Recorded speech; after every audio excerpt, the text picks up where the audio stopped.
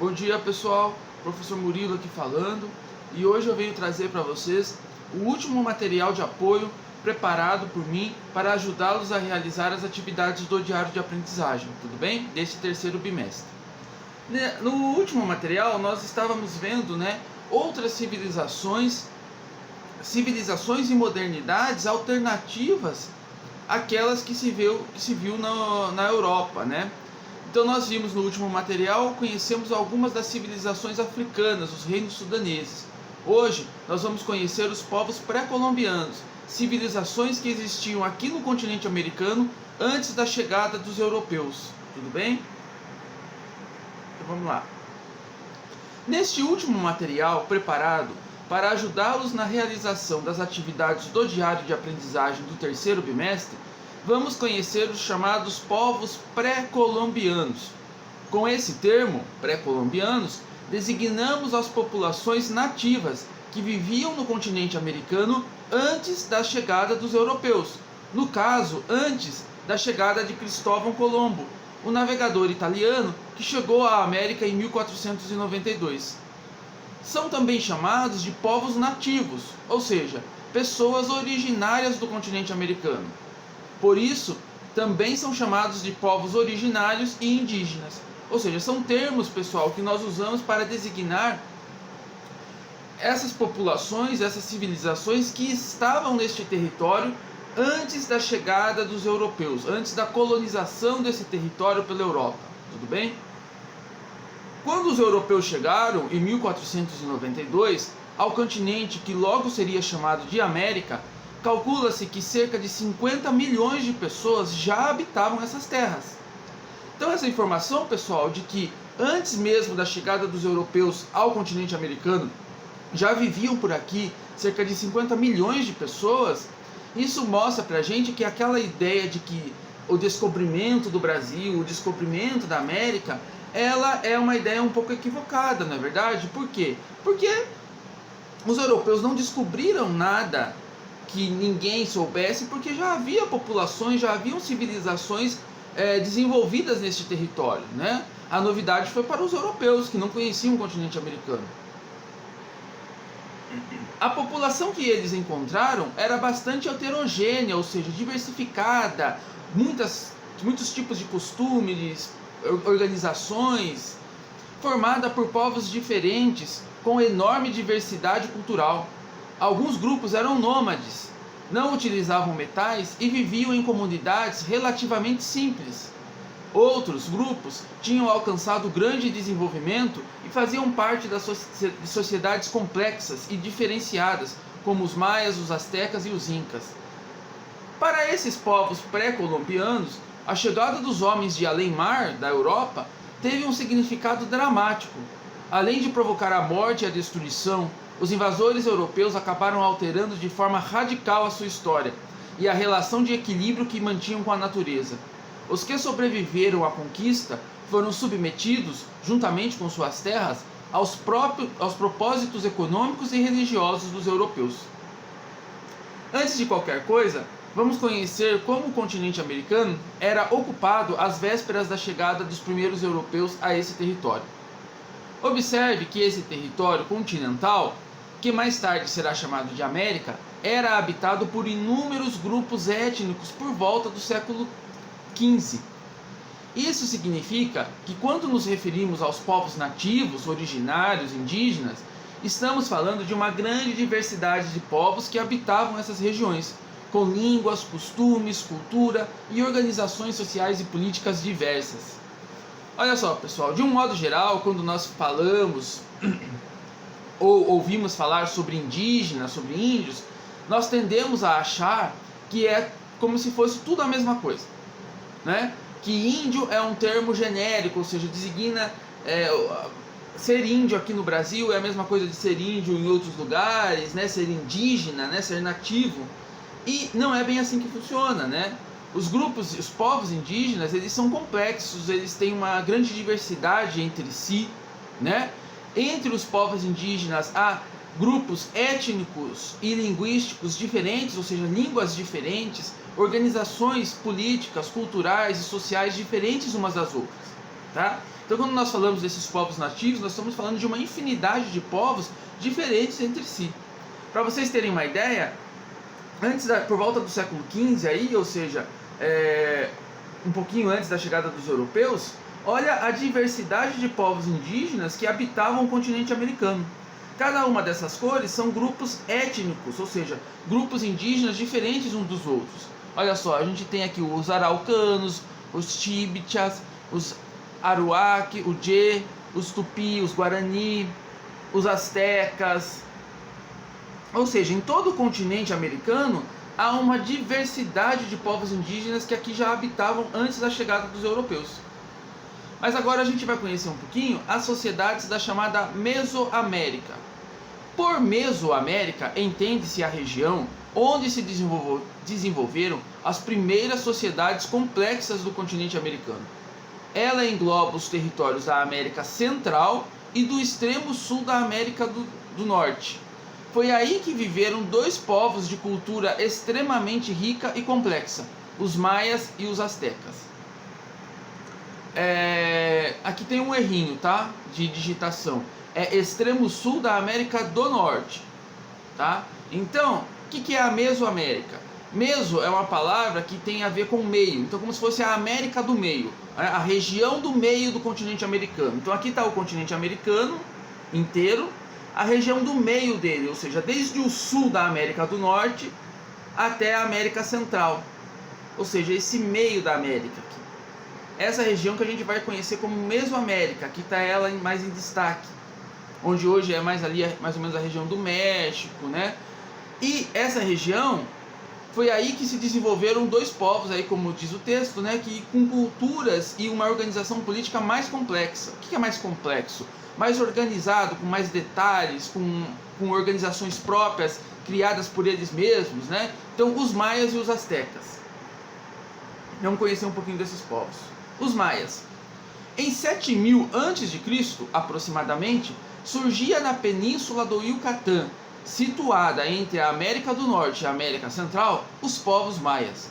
Durante o período de sua formação, essa sociedade herdou vários elementos das culturas dos povos que habitavam a região, como os olmecas. Por volta de 317 da nossa era, ou seja, 317 depois de Cristo, os maias já ocupavam extensas regiões do que conhecemos hoje como México, Honduras e Guatemala.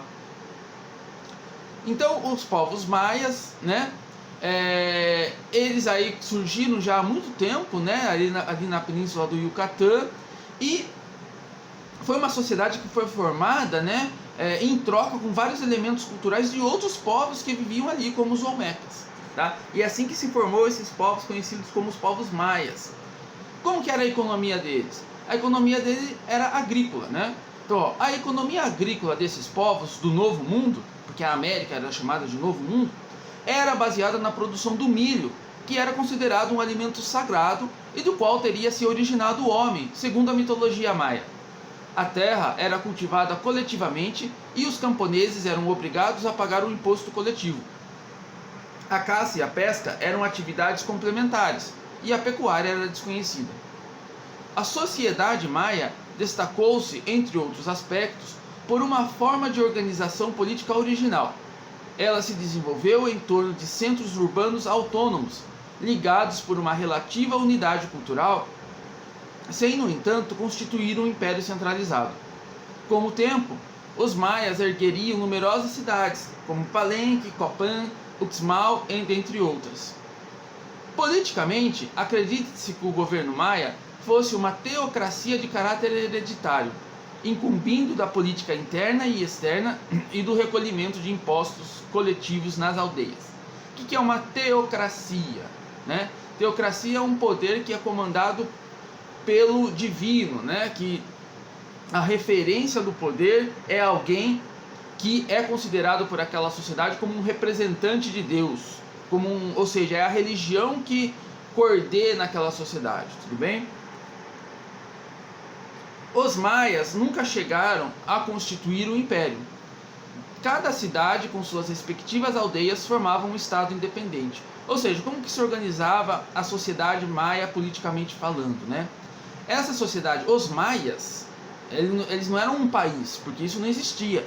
Eles eram tinha pequenos grupos de pessoas, né, essas cidades-estados que eram umas independentes das outras.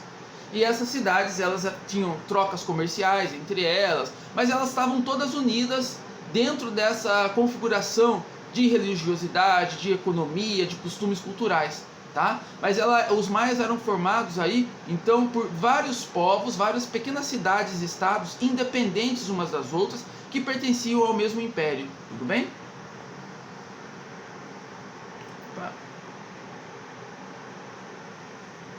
Sob o ponto de vista religioso, os maias eram politeístas e acreditavam que o destino do homem era controlado pelos deuses. Fizeram notáveis progressos na astronomia ao preverem eclipses solares, o movimento dos planetas e um alfabeto, né? Então olha só, a religião deles era politeísta, ou seja, o que significa isso? Eles acreditavam em vários deuses e não apenas em um só, tá?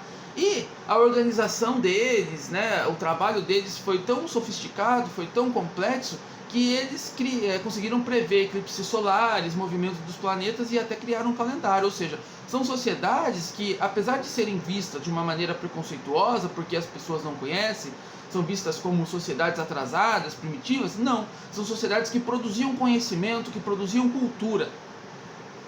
Por volta do ano 900, os maias sofreram um declínio de população, quando teria iniciado um processo erroneamente confundido com decadência. Há estudiosos que atribuem o abandono dos centros maias à guerra, à revolta social e a invasões. De fato, os grandes centros foram abandonados, mas não de súbito. As hipóteses mais prováveis apontam para uma exploração intensiva dos meios de subsistência inadequados que provocaram a exaustão do solo ao lado de intensos conflitos entre as cidades-estados. Então aqui a explicação para o declínio da civilização maia, né, é aí um uso aí, né, inadequado do solo, que exaure o solo, ou seja, faz com que o solo não produza mais alimento, e quando não produz mais alimento, as pessoas vão ter fome, né? Vai gerar conflito, vai gerar guerra. Além disso, conflitos entre as cidades e estados. Isso gerou aí o declínio, né, a crise dos povos maias. Essa cultura maia, a cultura maia posterior, fundiu-se com as dos toltecas, que era um outro povo que vivia no local, e prolongou-se até a conquista definitiva pelos espanhóis. Agora a gente vai conhecer um pouquinho de outros povos que existiam aqui antes da chegada dos europeus, também na Mesoamérica, nessa América do Meio, os astecas. Também conhecidos como mexicas, os astecas ocuparam originalmente a região noroeste do atual México. Guerreiros e expansionistas dominaram os toltecas e os outros povos da região. Em 1325, fundaram a cidade de Tenochtitlan, capital do império, onde construíram palácios, templos, mercados, canais de irrigação, comprovando grande desenvolvimento. Aqui de novo, pessoal, são civilizações, né, os povos indígenas, os povos africanos, que de um modo geral são vistos com muito preconceito, porque as pessoas não conhecem, e olham para esses povos como se fossem povos atrasados e primitivos, mas não, nós estamos conhecendo essas civilizações e estamos vendo que eles tinham uma complexidade, produziam muito conhecimento, produziam cultura, produziam riquezas e produziam tecnologia também. A economia dos astecas era essencialmente agrária, com destaque para o cultivo do milho, do algodão, do feijão e do cacau, cuja semente era utilizada como moeda. A terra era considerada propriedade do Estado e trabalhada pelas comunidades camponesas ao lado de atividades complementares como a criação de animais, o comércio e a mineração. A sociedade asteca era rigidamente hierarquizada. O imperador e sua família ocupavam a posição mais elevada da pirâmide social. Em posição intermediária estavam os artesãos e os comerciantes. Camponeses e escravos ocupavam a base dessa pirâmide social. A religião asteca era politeísta, com a prática de sacrifícios humanos. Os deuses astecas exigiam oferendas do bem mais precioso que os homens possuíam, a vida, para que o mundo fosse preservado. Essa era a crença asteca. Os povos do sul. Agora nós vamos falar um pouquinho dos povos que estavam na América do Sul. Os incas e os tupis. Entre os povos que habitavam a América do Sul no século XV, quando os europeus aqui chegaram, tinham particular importância os incas e os tupis. Os incas ocupavam grande parte da região andina. O que é a região andina? É uma região que é atravessada pela Cordilheira dos Andes e outras áreas correspondentes aos atuais Peru, Equador, Bolívia, Argentina e Chile. Construíram um império de vastas proporções e cultura florescente. Do outro lado do continente, habitando grande parte do litoral atlântico, aqui nós estamos falando de Brasil, estavam os tupis, denominação que engloba numerosos povos indígenas que tinham em comum o mesmo tronco linguístico e o fato de serem nômades. Os incas. Então aqui um mapa para vocês localizarem mais ou menos os povos pré-colombianos, né? Sobretudo os maias, os astecas e os incas. E os incas que nós vamos falar agora, eles são esses que estão em azul. Ou seja, essa é a região que é chamada região andina, a região onde passa a Cordilheira dos Andes, tá? E os povos maias e os astecas, que estão aí como verde e vermelho, eles ocupam aí essa região chamada de Mesoamérica, como se fosse a parte do meio do continente americano. Originalmente nômades, os incas faziam parte do grupo Quechua, um grupo étnico. Entre os séculos 12 e 13, realizaram várias conquistas na região andina, impondo-se militarmente e formando o Império Inca, que alcançaram seu apogeu na época da conquista espanhola no século XVI. Entre os incas, a propriedade era dividida em terras do Estado, terras dos sacerdotes e terras comunitárias, das quais cada família possuía um lote para cultivo próprio, depois de cultivar as terras do imperador e dos sacerdotes. À medida que líderes locais e sacerdotes se fortaleceriam, essa sociedade experimentou a formação de classes sociais, rigidamente estratificadas, tornando-se estamental. Ou seja, a sociedade inca era uma sociedade estamental, dividida por estamento, por classes, né? Olha só, abaixo do imperador, ou seja, vamos pensar numa pirâmide, lá no topo da pirâmide está o imperador. Abaixo dele havia uma elite de sacerdotes e militares, que era uma nobreza, artífices do Estado, médicos e contabilistas compunham um grupo intermediário. E na base da pirâmide, ou seja, lá embaixo, né, o povão, a patuleia, havia uma grande massa de camponeses e escravos, responsáveis pela produção de excedentes que se concentravam nas mãos das elites. Ou seja, o que é a base da elite? Né? É o povão, que era formado aí pelos camponeses e pelos escravos, e eles faziam a produção, né, a produção agrícola, e eles produziam excedente. O que é produzir excedente? É você produzir a mais. Por que eles produziam a mais? Porque eles produziam para sustentar as camadas de cima dessa pirâmide, né? A nobreza e o imperador.